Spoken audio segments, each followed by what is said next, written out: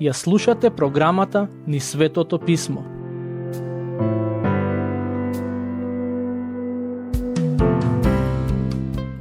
Драги слушатели, во денешната епизода ќе го обработиме Псалм 51. Станува збор за еден од најпознатите псалми во оваа старозаветна книга, а причината за неговата популарност е контекстот, односно околностите во кои е напишан. Имено, во некои преводи на писмото, насловот на овој псалм вели за хороводителот, Давидов псалм кој царот го напиша по средбата со пророкот Натан. Всушност, овој псалм е напишан во период кога Давид го изврши еден од неговите најпознати гревови, а тоа е прељубата со Вицавеја, притоа прекршувајќи неколку Божји заповеди. Кога ја посака во своето срце, ја прекрши 10-та Божја заповед, која вели: не посакувај туѓо. Кога легна со неа, ја прекрши 7-та заповед, која вели: не врши прељуба. А на крајот, кога го намести нејзиниот сопруг да биде убиен, ја прекрши 6-та заповед, која гласи: не убивај.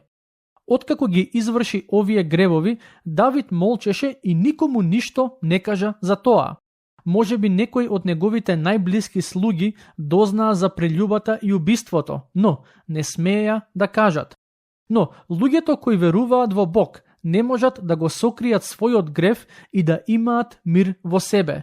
Едноставно Бог не им дозволува. Се додека не се покајат, Бог преку неговиот свет дух ќе им дава внатрешен неспокој. Може би и самиот Давид помислил дека гревот кој го стори не е голем, а и дека како цар му следува привилегијата да избере со која жена сака да спие. И навистина, во споредба со многу други цареви од неговото време, Давид беше многу добар човек. Би рекол дури и дека беше морално супериорен во споредба со нив. Но Бог не бара од оние кои му веруваат само да живеат подобар живот од останатите, туку да го следат неговиот збор и да живеат според неговите заповеди. Првично, на Давид му се чинеше дека се извлече од таа ситуација и нема да трпи последици за неговите гревови, но да ве потсетам на неговите зборови од Псалм 32, стихови 3 и 4, каде се вели: додека молчев, се сушеа коските мои од секојдневното мое воздишување, бидејќи и дење и ноќе тежеше над мене раката твоја, се сушев како на летен припек. Тој си молчеше во однос на гревот и за момент мислеше дека се извлече, но Бог поради својата љубов не му го дозволи тоа. Неговата совест почна да го мачи, почна да слабее, ја изгуби радоста и веќе не беше истиот како претходно. Затоа Бог кај него го испрати пророкот Натан. Пророкот му кажа една интересна парабола, која се однесуваше на двајца луѓе. Едниот беше многу богат и имаше големо стадо овци, а другиот беше сиромав и имаше само една овца која многу си ја сакаше. Кога еден ден на богатиот човек му дојдоа гости, наместо да ги угости со една од своите овци, тој ја грабна овцата на неговиот сиромав сосед. Пред да биде цар, Давид работеше како овчар и знаеше колку е нефер ситуацијата која Натан ја опишува. Затоа стана и во 2 Самуилова, глава 12, стих 5 и 6, со голем гнев во своето срце рече: жими Господ, смрт заслужува оној човек што го направил тоа, и за овцата тој треба да плати 4-кратно, зашто го направил тоа и затоа што немал милост. Натан му одговори: ти си оној човек што го изврши тоа.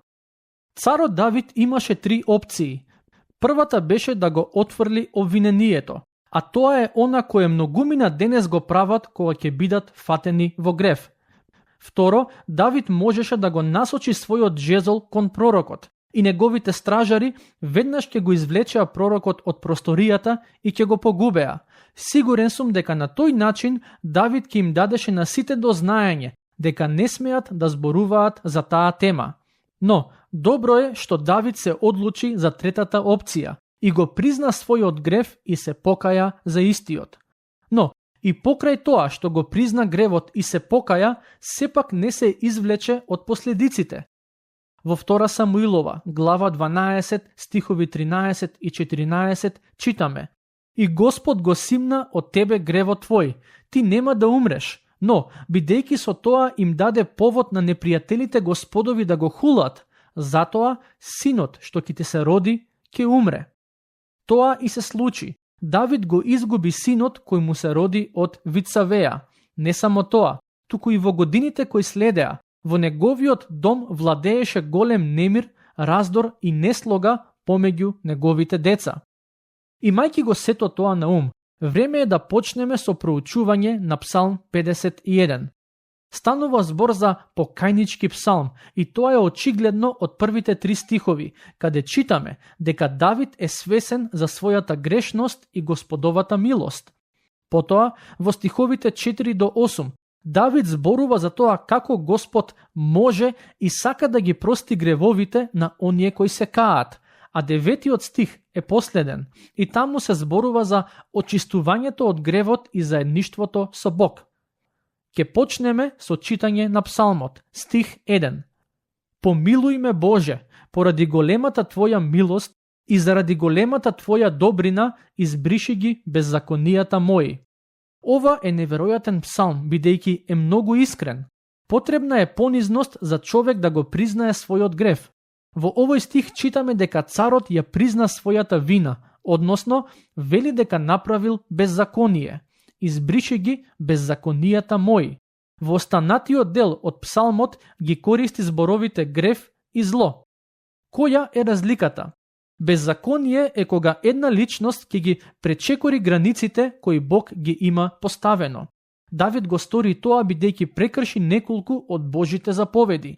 Гревот е она кое само по себе е погрешно, затоа што Бог така кажал. Ако Бог каже дека нешто е грев, подобро е за нас да слушаме и да се пазиме од тоа. Гревот е всушност промашување на целта. Во Римјаните, глава 3, стих 23, читаме: Сите сгрешија и лишени се од Божјата слава, а злото е сето она што е погрешно само по себе, а и е штетно за ближниот. Според тоа што го читаме, би требало да ни стане очигледно дека Давид беше пресведочен за својот грев и би рекол дека вие и јас не можеме целосно да разбереме како тој се чувствуваше, бидејќи не сме во негова кожа. Тоа што Давид го стори беше одвратно. Лично сметам дека се мразеше себе си поради неговите гревови, се чувствуваше валкано и чувствуваше срам. Денес многу луѓе зборуваат за комплекс на вина. Би рекол дека Давид беше човек кој имаше комплекс на вина и чувствуваше мака во својата душа. Се чини како неговата совест да впери прст кон него и да го осуди. Патем, улогата на совеста не е да ни одредува што е правилно, а што погрешно. Многумина денес велат: совеста нека биде твоја водилка. Не би ве советувал да го правите тоа, бидејќи ќе завршите во сериозна неволја. Моето мислење е следново: улогата на совеста не е да го постави стандардот за добро и зло, туку да не потсети на веќе постоечкиот стандард за добро и зло кој ни е даден од Бог. Ова што го велам има цврста основа и во Новиот Завет. Забележете што вели апостол Павле во 1 Коринќаните, глава 10, стихови 25 и 26. Се што се продава на пазар, јадете без какво и да било испитување поради совеста, зашто Господова е земјата и она што ја исполнува. Зошто Павле пишува за пазарот и јадењето? Во тоа време на пазарите се продавало месо кое било принесувано на идоли, а потоа било изложено на пазар за продажба. Некои од христијаните не биле сигурни дали таквото месо треба да се купува и јаде или по секоја цена треба да се избегнува. Апостолот Павле ги советува да не навлегуваат премногу детално во непотребни дебати и разговори во однос на тоа прашање.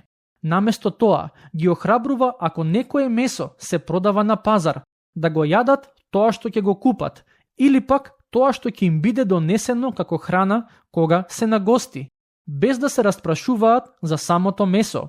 Тој не вели дека совеста го поставува стандардот за правилното и погрешното, туку само вели дека совеста треба да ги подсетува христијаните дека се му припаѓа на Господ. Продолжуваме со читање на текстот. Во следните 2 стихови Давид се кае и бара од Господ очистување на гревовите. Стихови 2 и 3. Изми ме темелно од моето беззаконие и очисти ме од мојот грев, зашто престапите мои ги знам и мојот грев е секогаш пред мене. Предпоставувам забележавте како Давид зборува за беззаконие, грев и престап. Тој користи различни зборови да го опише своето бунтовништво против Бог. Стих 4. Против тебе, само против тебе сгрешив и пред тебе зло извршив, така што ти си праведен кога ќе пресудуваш и безпрекорен кога ќе судиш. Низ годините многумина го критикувале Давид за овие негови зборови, велејќи дека тој не сгреши против Бог, туку против Вицавеја и нејзиното семејство, но и против општеството. Но сакам да појаснам нешто многу важно, а тоа е дека секој грев е првично направен против Бог, а потоа против луѓето. Во 2 Самуилова, глава 12, стихови 10 и 11, пророкот Натан му ги соопштува на Давид последиците од неговиот грев. Всушност, пророкот Натан зборува во Божјо име и му вели на Давид: мечот нема да го напушти твојот дом, бидејќи ме презре, и ја зеде жената на Урија да биде твоја. Значи да појаснам, Давид го презре Бог, само затоа што ја зеде за своја жената на Урија. Правејќи го тоа, Давид всушност ја прекрши заповета која гласи: не врши прељуба. Бог го даде законот и кога Давид го прекрши тој закон, тој всушност сгреши против Бог. Со други зборови, тоа значи дека секој кој прави грев, првично греши против Бог. Во 2 Самуилова, глава 12, стихови 11 и 12, читаме: ете, јас ќе подигнам зло против твојот дом, ќе ги земам твоите жени пред очите твои и ќе ги дадам на ближниот твој, и тој ќе спие со твоите жени под ова сонце. Ти го изврши тоа тајно, јас пак ќе го извршам пред целиот Израел среде бел ден. Ова се дел од последиците со кои Давид се соочи поради својот грев. Може би на почетокот мислеше дека може да го сокрие гревот и да не се соочи со последиците од истиот, но Бог е праведен и такво нешто не дозволува. Стих 5. Ете, грешен сум роден, грешник уште од кога ме зачна мајка ми. Давид признава дека има грешна природа и тоа е коренот на самиот проблем. Секој од нас има грешна природа. Самуел Джонсон, познатиот писател од 17-тиот век, има кажано: секој човек знае нешто за себе, кое не би му го открил ниту на најблискиот пријател. Во Римјаните, глава 7, стих 18, апостолот Павле исто така признава дека во него нема ништо добро. Тешки зборови, но мислам дека Павле беше брутално искрен со себе. Гревот е најголемиот проблем на човештвото и за жал гревот е сериозен проблем и во црквата, помеѓу оние кои исповедаат вера во Христос и редовно се појавуваат на црковните богослуженија. Некои од нив се убедуваат себе си дека се е во ред со нивните животи, а сепак нивните животи се распаѓаат поради присуството на гревот. Продолжуваме со читање, стихови 6 и 7. Ти ја сакаш вистината во срцето и внатре во мене ме учиш на мудроста твоја. Пороси ме со исоп и ќе бидам чист, изми ме и ќе бидам побел од снег. Гревовите на Давид беа простени, бидејќи тој искрено се покаја. Во 2 Самуилова, глава 12, стих 13, читаме: тогаш Давид му рече на Натан: сгрешив пред Господ. А Натан му каже на Давид: и Господ го симна од тебе гревот твој, ти нема да умреш. Ако Давид не се покаеше, неговиот грев не само што немаше да биде простен, туку можеби и ќе умреше на лице место. Но, тоа што сакам да го нагласам е дека во писмото јасно ни се вели дека Бог простува и покажува милост. Но, од новозаветна гледна точка, Христијанската вера не учи дека Бог може да ни прости затоа што неговиот син умре на крстот за нас и со тоа на себе ја зеде казната која ние ја заслужуваме. Значи, Бог нам ни простува ако се каеме, затоа што неговиот син плати за нас. Патем, во стиховите кои ги прочитавме се спомнува зборот Исоп. Овој збор се спомнува и на 3 други места во писмото и е тесно поврзан со жртвопринесување и очистување. Во книга Излез, глава 12, стих 22. За време на Пасхата, израелците користеа Исоп за да ги намачкаат надвратниците од своите домови. Во Левитска, глава 14, стих 6, се користи за очистување на лепрозен човек, а во Броеви, глава 19, стих 6, за принесувањето на црвена јуница. Со оглед на тоа што во Стариот Завет Исопот беше поврзан со жртвопринесување и очистување, би можеле да кажеме дека е еден вид на предслика на жртвата на Господ Исус на крстот на Голгота и нејзината моќ да не очисти од сите наши гревови.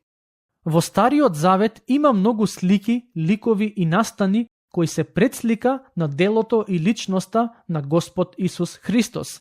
И верувам дека Исопот е една од нив. Стих 9. Одврати го лицето свое од гревовите мои и избриши ги сите мои беззаконија. Создај чисто срце во мене, Боже, и нов и прав дух стави во мене. Бог сака да создаде чисто срце во нас.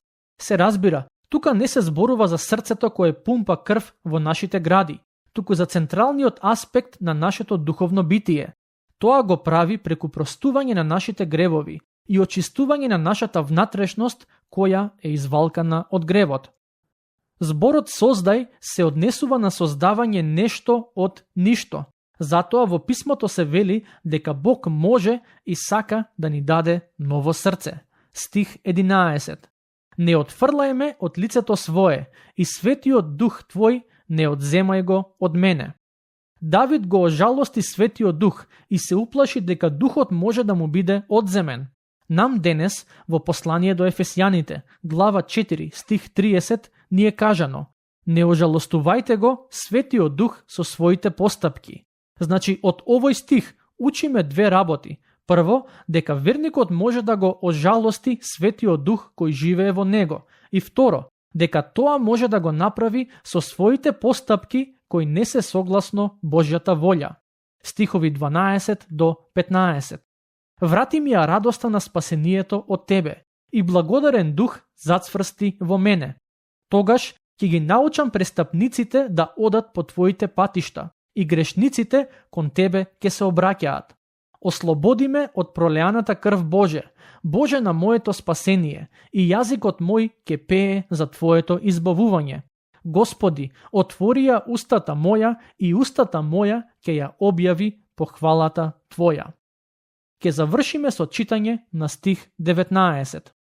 Тогаш ќе ти бидат угодни жртвите на правдата, вознесувањата и жртвите се паленици, тогаш на твојот олтар ќе принесуваат телци. Многу е опасно кога човек ја исповеда христијанската вера, а не живее покајнички живот. Таквиот може редовно да оди на богослужби и да користи христијански речник, но длабоко во него нема каење и жалење за гревот.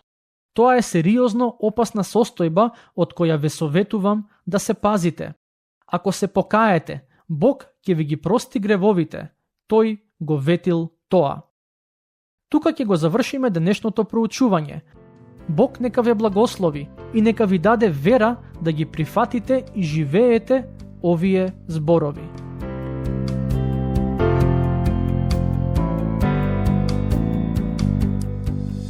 Слушнавте епизода од програмата Низ Светото Писмо. Можете да не слушате и преку мобилна апликација на нашиот YouTube канал и на подкаст платформите како што се Apple и Spotify. Ако ви се допаѓаат нашите епизоди, споделете ги и препорачајте ги на вашите пријатели. Бидете слободни да ни оставите свој коментар или да ни пишете на нашата имейл адреса nizsvetotopисmo@gmail.com. Следете ги нашите страни низ Светото писмо на Facebook и Instagram. Епизодите од оваа серија можете да ги најдете и на нашата веб страна ttb.twr.org.